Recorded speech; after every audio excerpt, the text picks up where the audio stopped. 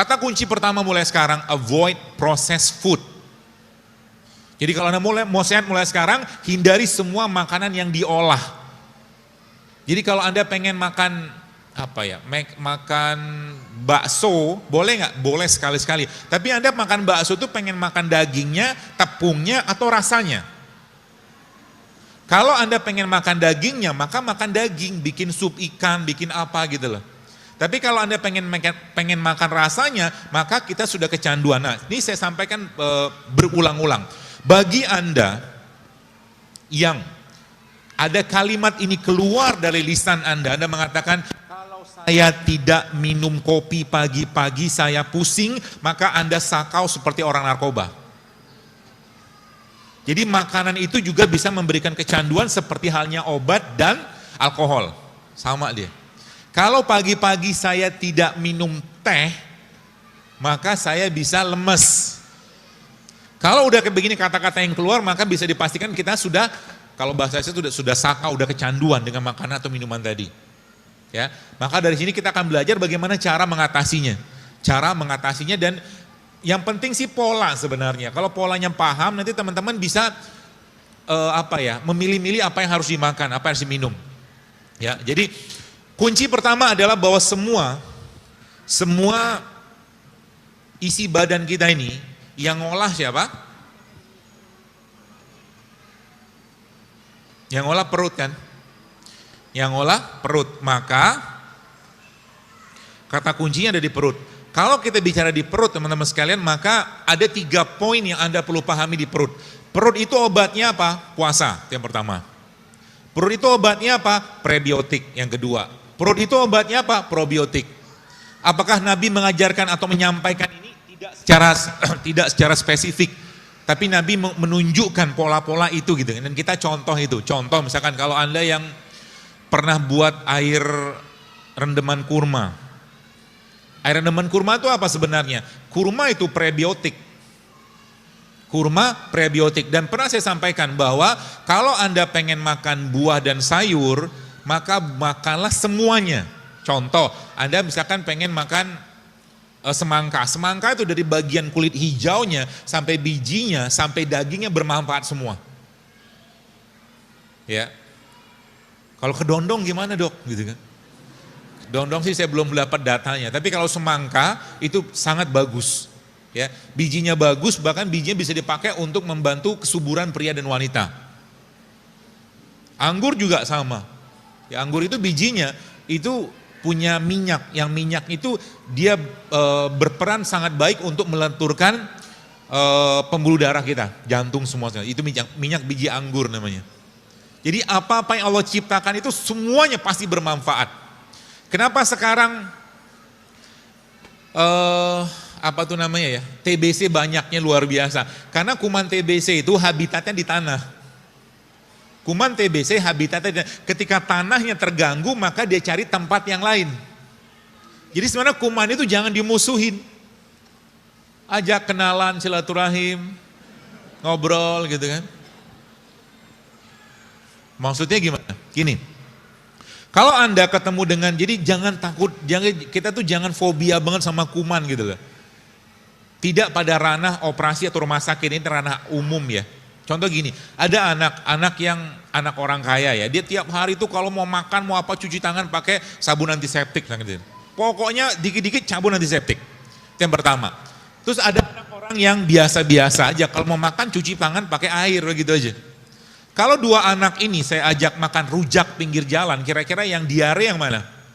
Yang kaya kan? Kenapa? Karena yang kaya ini banyak bakteri di sini dia yang disingkirkan. Maka cara paling baik Anda untuk mengenali bakteri atau memperkenalkan bakteri adalah makan itu. Jika memungkinkan dengan tangan, maka makanlah dengan tangan. Termasuk kalau Anda pengen mendapatkan atau mencurahkan kasih sayang kepada anak, maka sebelum makanan itu Anda suapi, Anda buntel-buntelin dulu. Karena di sini ada enzimnya. Islam mengajarkan dengan sebuah konsep yang luar biasa. Maka ketika bayi lahir, apa yang dikerjakan? Rasul mengajarkan bayi itu dikenalkan enzim bapaknya. Karena kan 9 bulan dia udah kenalan sama enzim ibunya kan. Maka Nabi mengajarkan ada namanya tahnik. Tahnik itu proses pengenalan enzim dan sebuah mungkin biotik yang luar biasa yang ada pada tubuh bapaknya. Terutama di mulutnya. Gitu kan. Jadi dengan mengunyah kurma, kemudian diambil bagian serpihan yang lembut tadi, diletakkan di bagian, itulah bentuk vaksinasi islaminya gitu kan. Itu luar biasa, ada teman saya meliti dan dia kaget luar biasa karena itu termasuk kategori vaksinasi, apa ya dia bilang, terus saya lupa istilah-istilah medis gitu lah. Tapi itu dahsyatnya luar biasa gitu kan. Maka makan dengan tangan salah satunya. Ya. Sehingga apa? Sehingga Nabi mengajarkan ketika kita selesai makan ngapain? Di mut kan, dijilat. Kalau nggak salah pernah ada videonya. Saya pernah share waktu itu kalau nggak salah hashtagnya enzim JSR. Jadi ada satu video yang ketika tangan kita ini dilihat secara mikroskopik ternyata banyak banget biotiknya di sini. Yang kalau dia dicuci dia bisa hilang, dia bisa pergi.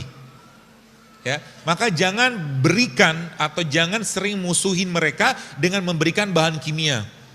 Ibu-ibu mungkin, kalau mungkin saya boleh tanya sedikit, Anda pernah ngitung nggak?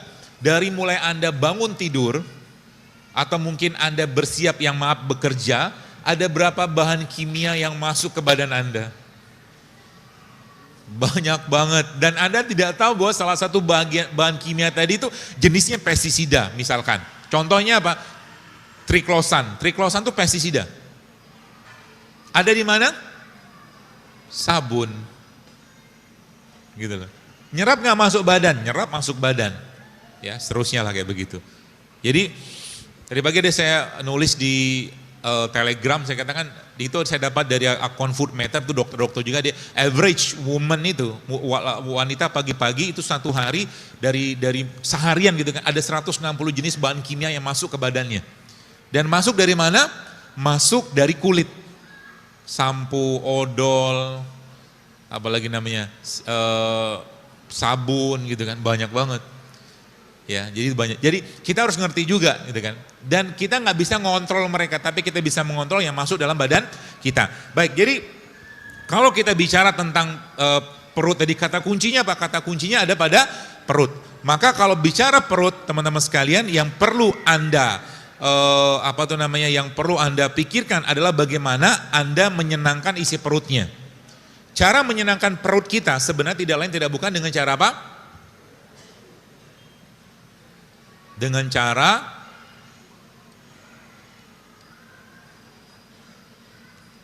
apa? Dengan cara ini.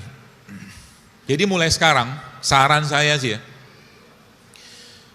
mulailah lebih sering laparnya daripada kenyangnya. Mulai sekarang.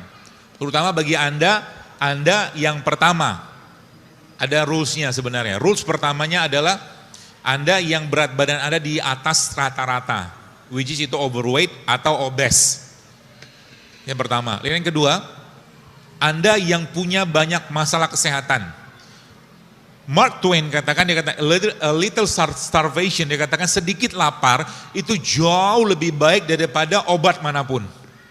Kenapa? Baik, saya cerita begini. Biar gampang dicerna. Saya punya harimau, contoh aja fiktif. Harimau ini kalau satu hari saya kasih 10 kg daging untuk makan tiap hari. Lalu pada satu hari harimau tadi, teman-teman sekalian, saya nggak kasih 10 kg daging, tapi harimau tersebut saya kasih cuma 1 kg daging saja.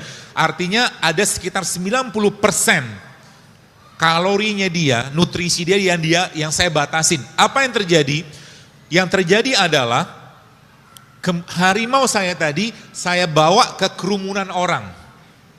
Apa yang akan berlaku? Yang akan berlaku adalah harimau tadi pasti akan makan orang, kan gitu. Tubuh kita juga sama. Nanti Anda akan mulai paham kenapa olahraga terbaik itu justru malah saat berpuasa. Saat perut Anda lapar maka olahragalah.